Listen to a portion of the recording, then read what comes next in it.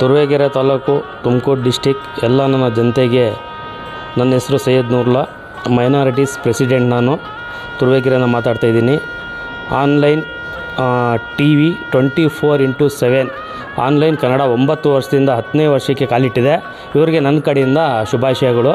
ಯಾಕೆಂದರೆ ಇವತ್ತು ಟಿ ವಿಯವ್ರು ಇಲ್ದಲೇ ಇದ್ದರೆ ಯಾವುದೇ ಕಾರಣಕ್ಕೂ ಏನೂ ಮಾಡೋಕ್ಕಾಗಲ್ಲ, ಸಾಧ್ಯ ಇಲ್ಲ.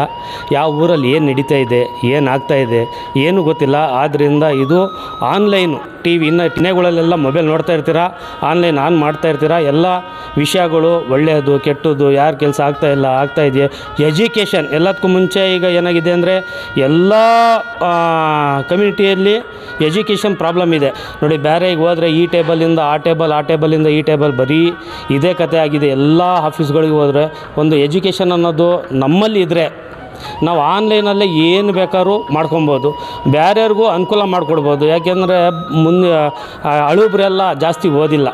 ಈಗ ಎಜುಕೇಷನ್ನು ತುಂಬ ಫಾರ್ವರ್ಡ್ ಇದೆ. ನಾವು ಮನ್ಸು ಕೊಟ್ಟು, ನಾವು ಇಚ್ಛೆಯಿಂದ ಓದಿಸೋರು ಇದ್ದಾರೆ, ತಂದೆ ತಾಯಿಗಳು.